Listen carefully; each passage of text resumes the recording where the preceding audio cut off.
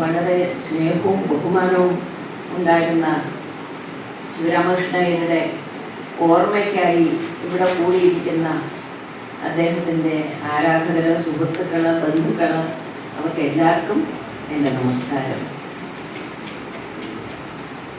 അപ്പോൾ LIC അദ്ദേഹം സംസാരിച്ചപ്പോൾ പറഞ്ഞു, സംഗീതവുമായിട്ട് സ്വാമിയുമായിട്ട് ബന്ധമില്ലാത്ത ഒരാളാണ് ഞാനെന്ന് പറഞ്ഞു. അതുപോലെ വേറൊരാളാണ് ഞാൻ.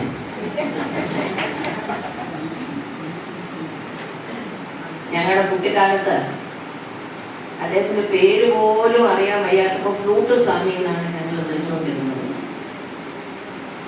എൻ്റെ ജീവിതത്തിൽ അദ്ദേഹം ആദ്യം കടന്നു വന്നത്, അല്ലെങ്കിൽ ഞാൻ അദ്ദേഹത്തിൻ്റെ ജീവിതത്തിൽ ആദ്യം കടന്നു വന്നത് എനിക്ക് 7 വയസ്സ്.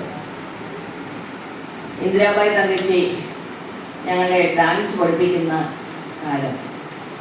അന്ന് ഡാൻസ് പരിപാടിക്ക് വായിക്കാനായിട്ട് സ്വാമി വന്നു. അന്ന് ഗോപാലയ്യർ എന്ന് പറഞ്ഞ ഒരാളായിരുന്നു മൃദംഗം. ലക്ഷ്മി അമ്മ ആണ് പാട്ട്. ഒരു രാധാകൃഷ്ണ നൃത്തം. അതിനാദ്യം നമ്മൾ കൈകാലം അനക്കുന്നതിന് മുമ്പേ വെറുതെ അനങ്ങാതെ നിൽക്കണം. അപ്പോൾ സ്വാമി ഫ്ലൂട്ടിൽ ഒരു ചെറിയ ഒരു അര മിനിറ്റ് ആ ഫ്ലൂട്ടിൻ്റെ ആ ശബ്ദം അങ്ങനെ വരുമ്പോൾ ഫ്ലൂട്ട് വന്നാൽ ഭഗവാൻ വന്നു എന്നായി. നമ്മുടെ സംഗീതം മുഴുവൻ അങ്ങനെയാണല്ലോ, ദൈവികമായിട്ടാണല്ലോ. ഒരു താളം വന്നാൽ നടരാജ നൃത്തം, ശിവന്റെ താണ്ഡവം. ഒരു വീണ മീട്ടിയാൽ സരസ്വതി ദേവി. അപ്പം അങ്ങനെ ഓരോന്നും. പക്ഷെ ഫ്ലൂട്ട് എന്ന് പറഞ്ഞാൽ, പുല്ലാങ്കുഴൽ എന്ന് പറഞ്ഞാൽ അതിൻ്റെ ഒരു ശബ്ദം മതി ഭഗവാനെ കാണാനാണ്. അപ്പം അങ്ങനെ പല പരിപാടികൾക്കുമായി 7 വയസ്സ് തൊട്ട് എത്രയോ നാള് ഞാൻ ചെലങ്ക അഴിച്ചു വെച്ചില്ല, സ്വാമി ഫ്ലൂട്ടും താഴെ വെച്ചില്ല. അങ്ങനെ ഞങ്ങൾ എത്രയോ വർഷം എന്തെല്ലാം പരിപാടികൾ ചെയ്തിട്ടുണ്ട്. പഠിക്കുന്നതിന് മുൻപ്, പഠിച്ചു കഴിഞ്ഞിട്ട്, കോളേജിലുള്ള പരിപാടികൾ. അന്നത്തെ ഓർമ്മകളിൽ രാജു എത്രയോ ഞങ്ങൾക്ക് വായിച്ചിട്ടുണ്ട്. പിന്നെ എൻ്റെ ശബ്ദമായിട്ട് പാടിക്കൊണ്ടിരുന്ന ഓമനക്കുട്ടി, രാജുവിൻ്റെ സഹോദരി വസന്ത ഞങ്ങളുടെ കൂടെ കളിച്ചുകൊണ്ടിരുന്നു. വസന്ത ഇവിടെ ഉണ്ടെന്ന് പറഞ്ഞു. വസന്ത എവിടെ?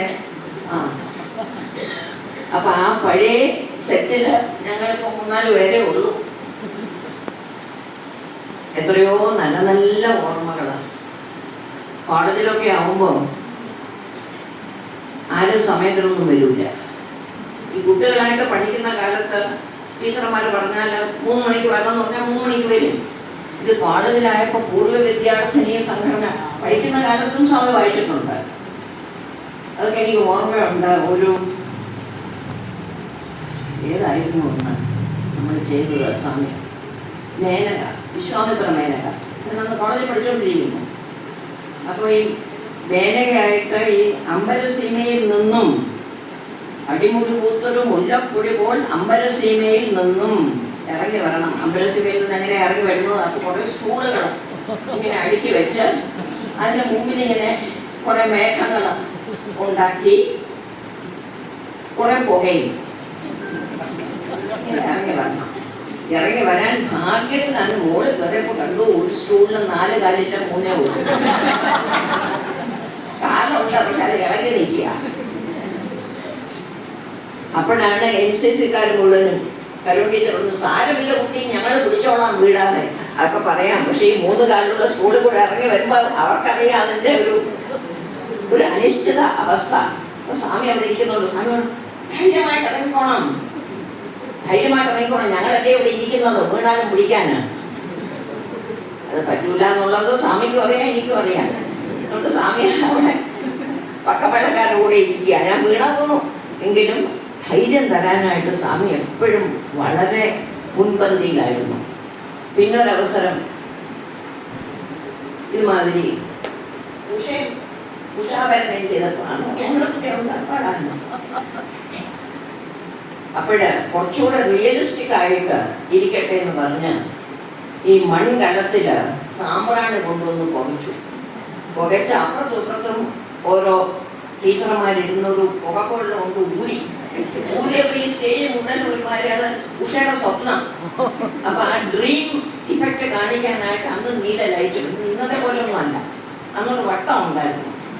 ഈ വട്ടത്തിൽ പല കടലാസുകൾ ഇങ്ങനെ വെച്ച് അത്, എന്നിട്ട് ആ വട്ടം വർക്ക് ചെയ്യുന്ന ആൾ എൻ്റെ അടുത്ത് ചോദിക്കുമായിരുന്നു, തമ്പുരാട്ടിക്കുട്ടി ആർക്കെങ്കിലും തെറ്റുന്ന ഭാഗങ്ങൾ ഉണ്ടെങ്കിൽ പറഞ്ഞാൽ മതി, ഞാൻ 2 കറുപ്പ് കൊടുത്തേക്കാം. അങ്ങനെയായിരുന്നു അന്നത്തെ കാലം.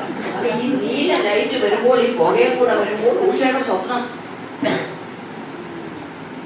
എന്ത് പറ്റി? ഈ പുകയെല്ലാം കൂടെ കയറി ഓമനക്കുട്ടിക്കും രാധാകൃഷ്ണനും സ്വാമി എല്ലാരും ഭയങ്കര ചുമ. ഇത് മണ്ടേ കയറി ചുമച്ച് ഇപ്പൊ സ്വാമിയുടെ കയ്യിൽ ഒരു ടവൽ ഉണ്ടായിരുന്നു, എനിക്കിപ്പോഴും കുറവുണ്ട്, ഒരു പിങ്ക് ടവൽ. സ്വാമി ആ ടവൽ കൊണ്ട് ഇങ്ങനെ വീശുക പുകയെല്ലാം കളയാനായിട്ട്. ഇതൊക്കെ പക്ഷെ അന്ന് ആരും ചിരിച്ചില്ല, എല്ലാരും ഇതൊക്കെ കണ്ടുകൊണ്ടിരുന്നു. അവർ വിചാരിച്ചാണ് ഇതും അതിന്റെ ഭാഗമാണ്, സ്വപ്നത്തിന്റെ ഭാഗമാണ് ഒരു ടവൽ ഇങ്ങനെ വീശുന്നത് എന്ന് വിചാരിച്ച് കാണും. അന്നൊക്കെ വളരെ ബഹുമാനത്തോടെയാണ് ഓഡിയൻസിൽ, ഇന്നൊക്കെ അടുത്തേക്ക് പോവുകയല്ലേ. അപ്പൊ അങ്ങനെ പിന്നെ ഒരു അവസരം, കോളേജിൽ യൂത്ത് ഫെസ്റ്റിവല്. യൂത്ത് ഫെസ്റ്റിവലിൽ എല്ലാവർക്കും ഫസ്റ്റ് പ്രൈസ് കിട്ടാൻ പോലല്ലോ. അപ്പൊ ആർക്കൊക്കെയോ കിട്ടി, ചിലർക്ക് കിട്ടിയില്ല. ഭയങ്കര കരച്ചില്, അവിടെ ഇരുന്നോണ്ട് കരച്ചിൽ കിട്ടാത്ത ആളുകൾ. അങ്ങനെ അല്ലായിരുന്നു. ആ ജഡ്ജസ് ഫെയർ അല്ലായിരുന്നു. ഇവിടെ ആർഗ്യുമെന്റ് അതൊക്കെ. ഇവിടെ റിഹേഴ്സലിന്റെ സമയമായി, പക്കമേളക്കാർ വന്നിരിക്കുകയാണ്. ഒരു സൈഡിൽ കൂടെ സ്വാമി, മറ്റേ സൈഡിൽ കൂടെ ഞാൻ. അവർക്ക് സമാധാനം പറഞ്ഞ് ഓ സോറി നിങ്ങൾക്ക് കിട്ടാത്ത അടുത്ത തവണ കിട്ടും. ഒരു നേരം പറഞ്ഞു കഴിയുമ്പോൾ സ്വാമി ഞാൻ കൂടെ പറഞ്ഞു, നമ്മൾ എന്തിനാ ഇവരെ സമാധാനപ്പെടുത്തുന്നത്? നമ്മളല്ലല്ലോ അവരെ ജഡ്ജ് ചെയ്തത്. സമയം അവിടെ ഇരുന്ന് കരയട്ടെ, കുറച്ച് സമയം കരയട്ടെ, അത് കഴിഞ്ഞിട്ട് നമുക്ക് റിഹേഴ്സൽ നടത്താം. അപ്പൊ എപ്പോഴും സ്വാമി ഒരു വലിയ ശക്തിയായിരുന്നു. അസംബ്ലി ഹാളില് സ്റ്റേജിന്റെ ഒരു ഭീമഭാഗം, ഒരു പഴയ പിയാനോ ഉണ്ടായിരുന്നു. അത് ഈ സ്റ്റേജിന്റെ സൈഡിൽ വെച്ച്, ഓർമ്മ ഉണ്ടല്ലോ പിയാനോ? ആ പിയാനോവിനകത്ത് കുറച്ച് എരി കൂടെ വയ്ക്കുക, അങ്ങനെയൊക്കെ സംഭവിച്ചിട്ടുണ്ട്. ഇതിരിക്കുന്നതുകൊണ്ട് നമ്മൾ കളിക്കുന്നത് വളരെ സൂക്ഷിച്ച് ആ പിയാനോ വിട്ടേ എല്ലാം ചെയ്യാനും പോകും. ഇപ്പൊ ചോർച്ചയുണ്ട്. ഒരു റിഹേഴ്സൽ വന്നപ്പോൾ ചോർച്ച. അപ്പൊ ഓരോരുത്തർ ഇങ്ങനെ മഴവെള്ളം വരാത്ത ഭാഗത്തേക്ക് നീ നിന്ന് കളിക്കാനൊക്കെ നോക്കും. സ്വാമി അവിടെ സുഖമായിട്ട് ഇരിക്കുന്നത് കുടയും പിടിച്ചോണ്ട്. സ്വാമി ബി പ്രിപ്പയർഡ്. ഒരു കുടയും പിടിച്ചോണ്ട് സ്വാമി അവിടെ സുഖമായിട്ട് ഇരിക്കുന്നു. ഇതൊക്കെ നല്ല നല്ല ഓർമ്മകൾ. ആ കാലങ്ങളെല്ലാം കഴിഞ്ഞ് എൻ്റെ മകൻ പാടാൻ തുടങ്ങിയപ്പോൾ ആദ്യം പാടിയത് ഒരു വഴിപാടായിട്ട്. അപ്പോൾ നമ്മൾ ആരെയും അറിയിച്ചില്ല. ഇതൊരു വഴിപാടായിട്ട് നവരാത്രി 3 കീർത്തനം പാടാനായിട്ട് നമ്മൾ ആരെ നോക്കുമ്പോൾ സ്വാമി എവിടെ ഇരിക്കുന്നു. പറഞ്ഞു സ്വാമി എങ്ങനെ വന്നു? അത് വെച്ചൂർ സാറ് പറഞ്ഞു ഇങ്ങനെ ഒരു വഴിപാട് കഴിക്കുന്നുണ്ടെന്ന്. അപ്പം അമ്മ ആദ്യം ചിലങ്ക കെട്ടി സ്റ്റേജിൽ കയറിയപ്പോൾ ഞാനില്ലായിരുന്നോ? അപ്പം മകൻ പാടുമ്പോൾ ഞാൻ വേണ്ടയോ? പറഞ്ഞു സ്വാമി തീർച്ചയായിട്ടും വേണം. അങ്ങനെ സ്വാമി അവസാനം കാണുന്നതും നവരാത്രി വെച്ചായിരുന്നു. നമ്മൾ എന്ത് ചെയ്താലും അതിന് മനസ്സ് നിറഞ്ഞ്, ആരെ പറ്റിയും ഒരു കുശുമില്ലാതെ, ആര് നന്നായിട്ട് വായിക്കുകയാണെങ്കിലും നന്നായിട്ട് കളിക്കുകയാണെങ്കിലും അത് അപ്രിഷ്യേറ്റ് ചെയ്യാനുള്ള ഒരു മഹാമനസ്കരാണ്. പലരും ഉണ്ട്. ഞങ്ങളുടെ ഗുരുനാഥൻ ചെയ്യുന്നത് മാത്രമേ ഉള്ളൂ ശരി, ഞങ്ങളുടെ അച്ഛൻ്റെ സ്കൂൾ അതിന് മാത്രമേ ഞങ്ങൾ കേൾക്കൂ, അങ്ങനെ പലരും ഉണ്ട്. സ്വാമി അങ്ങനെയല്ല പറഞ്ഞുകൊണ്ടിരുന്നത്. എൻ്റെ മകൻ്റെ അടുത്ത് പറയുന്നത് എനിക്ക് ഓർമ്മയുണ്ട്, നമ്മൾ എല്ലാവരും പാടുന്നത് കേൾക്കണം. അത് കേട്ടാൽ കുറച്ച് കഴിയുമ്പോൾ വിവേചന ബുദ്ധി വരും. അപ്പൊ ഏതാണ് സ്വീകരിക്കേണ്ടത് എന്നും ഏതാണ് തിരസ്കരിക്കേണ്ടത് എന്നും മനസ്സിലാക്കാൻ നോക്കും. അത് കേട്ടാലേ, കേൾവിജ്ഞാനം കൊണ്ട് മാത്രമേ അത് വരൂ. അതാരും പറഞ്ഞു തന്നാൽ ഒക്കില്ല. കേൾവിജ്ഞാനം കൊണ്ട് നിങ്ങൾക്ക് ഒന്നിലോ അത് അനുകരിക്കാം, അല്ലെങ്കിൽ എന്ത് ചെയ്യാൻ പാടില്ല എന്നുള്ളത് മനസ്സിലാക്കാനും കൂടെ ധാരാളം സംഗീതം കേൾക്കണം. അങ്ങനെ അദ്ദേഹം പറഞ്ഞത് എനിക്ക് നല്ല ഓർമ്മയുണ്ട്. ഒരുപാട് നല്ല നല്ല ഓർമ്മകൾ മാത്രമേ ഉള്ളൂ സ്വാമിയെ കുറിച്ച്. ഞാൻ വിചാരിക്കും ചിലപ്പം ഇപ്പം പ്രായമായിട്ട് ചില റിഹേഴ്സലിനൊക്കെ പോകുമ്പോൾ ഓരോരുത്തരുടെ എനിക്കിപ്പം 3 മണി കഴിഞ്ഞ് വരാൻ നോക്കുമോ, എന്നാൽ അടുത്ത ആൾ പറയും എനിക്ക് 4 മണിക്ക് പോകണം.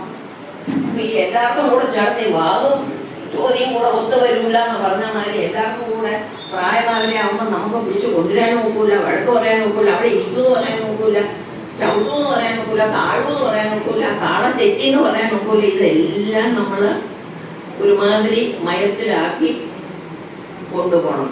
അപ്പോഴാണ് അവരെ ഒരുപാട് മിസ് ചെയ്യുന്നത്. ഇന്നിപ്പം ലൈവ് ഓർക്കസ്ട്ര ഇല്ലല്ലോ, ഇന്നെല്ലാം റെക്കോർഡ് ചെയ്ത് ഇട്ടാണ്.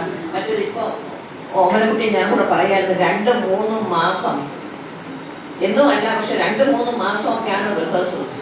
അതിൻ്റെ പെർഫെക്ഷൻ വേണം. അന്ന് ടീച്ചർമാർ ഇതുകൊണ്ട് ആദ്യമൊക്കെ ചെയ്തിരുന്ന ലക്ഷ്മി നാരായണ നായർ ഇവരൊക്കെ വന്നിരുന്നു നോക്കും. ഒരു ശകലം എന്തെങ്കിലും തെറ്റുകയാണെങ്കിൽ തിരികെ മുഴുവൻ ജയിക്കും. ആളുകളുടെ ആരെ മുഖം നോക്കാതെ ഇതെല്ലാം അങ്ങനെ ചെയ്യിക്കുമായിരുന്നു. അതിനൊക്കെ വലിയ ഞങ്ങളൊരു ഫാമിലി പോലെയാണ്. പാടുന്നവരും വായിക്കുന്നവരും കളിക്കുന്നവരും എല്ലാവരും ഒരു ഫാമിലി പോലെ അങ്ങനെ സന്തോഷമായിട്ടാണ് എത്രയോ വർഷങ്ങൾ മുന്നോട്ട് കൊണ്ടുപോയിക്കൊണ്ടിരുന്നത്. അതിൽ ആരെങ്കിലും കുറച്ച് ചട്ടമെത്തനം പറയുന്ന രാധാകൃഷ്ണൻ മാത്രമേ ഉള്ളൂ.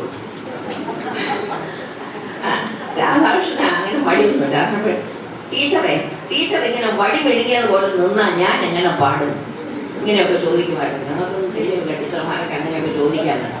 ഞങ്ങൾ എഗ്രീ വിധം, പക്ഷെ എന്നാലും ചോദിക്കാനുള്ള ധൈര്യമില്ല. രാധാകൃഷ്ണൻ അങ്ങനെയൊക്കെ ചോദിക്കും. ഇപ്പോൾ അവനെ കുട്ടി പറയായിരുന്നു, ഈ പാടുന്നവർക്ക് തൊണ്ട ഉണങ്ങാതിരിക്കാൻ ഒരു വലിയൊരു ഫ്ലാസ്ക് എവിടെ നിന്നാണോ തോന്നുന്നു, അമ്മൂമ്മയുടെ ഒരു ഫ്ലാസ്കാണ്, ഒരു വളരെ വലിപ്പമുള്ളൊരു ഫ്ലാസ്ക് നിറച്ച് കാപ്പി, അത് ഇവരെ തൊണ്ട ഉണങ്ങരുതെന്ന് പറഞ്ഞാൽ പിന്നെ കുറച്ച് റിഹേഴ്സൽസ് മൂത്ത് വരുമ്പോൾ ഓരോരുത്തർ ഓരോന്ന് വീടുകളിൽ നിന്ന് ഉണ്ടാക്കി കൊണ്ടുവരും, ഓരോ പലഹാരങ്ങൾ. ഞങ്ങൾ കളിക്കുന്നിടത്തോളം കാലം കൂടെ ഉണ്ടായിരിക്കും എന്നുള്ളതിന് യാതൊരു സംശയവുമില്ല. അദ്ദേഹത്തിൻ്റെ ആ സ്നേഹവും അനുഗ്രഹവും ഞങ്ങൾക്ക് മാത്രമല്ല എല്ലാ കലാകാരന്മാർക്കും കല ആസ്വാദകർക്കും എന്നും ഒരു നല്ല അനുഭവമായിട്ട് തുടർന്നു കൊണ്ടുപോകട്ടെ എന്ന് ഞാൻ പ്രാർത്ഥിക്കുന്നു. സ്വാമിയുടെ കുട്ടികളൊക്കെ ഇവിടെ വന്നിട്ടുണ്ട് എന്ന് പറഞ്ഞു. അവർ ഭാഗ്യം ചെയ്തവരാണ് ഇങ്ങനെ ഒരു അച്ഛനെയും മുത്തച്ഛനെയും കിട്ടാനായിട്ട്. അതുപോലെ ആ നല്ല മനസ്സ്, വിഷം കലരാത്ത മനസ്സ്, നമുക്ക് എല്ലാവർക്കും സ്നേഹം തോന്നണമെന്നില്ല, എല്ലാവരും ഇഷ്ടമാണെന്നും തോന്നുന്നില്ല. പക്ഷേ പറയുകയാണെങ്കിൽ നല്ല വാക്ക് പറയുക, അല്ലെങ്കിൽ ഇല്ലാതിരിക്കുക. ഇത് ഞങ്ങളെ ചിത്രനാൾ മഹാരാജാവ് പഠിപ്പിച്ച ഒരു പാഠമാണ്. നമുക്ക് നല്ല എന്തെങ്കിലും പറയാനുണ്ടോ പറയൂ, അല്ലെങ്കിൽ 7 നാരായണനാമം ജപിക്കും. അപ്പോൾ വല്ലതും ചീത്ത പറയാൻ വരികയാണെങ്കിൽ അത് പറയില്ല. ഇത് അമ്മാവൻ പറഞ്ഞുകൊണ്ടിരുന്നതാണ്.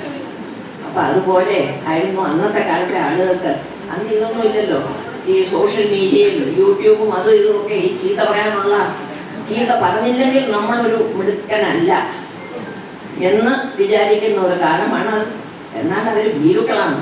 അവരുടെ പേരിൽ പറയൂല, വേറൊരു പേരിലെ ഈ ചീത്ത അഭിപ്രായങ്ങളൊക്കെ പറയും. നമുക്ക് ഇനിയിതൊന്നും നേരിട്ട് പറയാനുള്ള ധൈര്യമില്ല.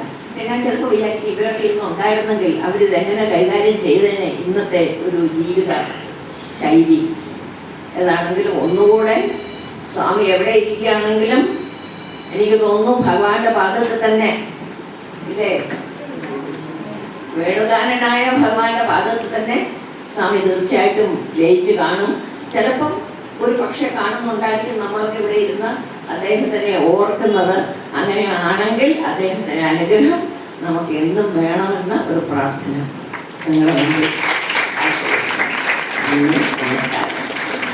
കുടുംബത്തെ സാദരം വേദിയിലേക്ക് ക്ഷണിച്ചുകൊള്ളുന്നു.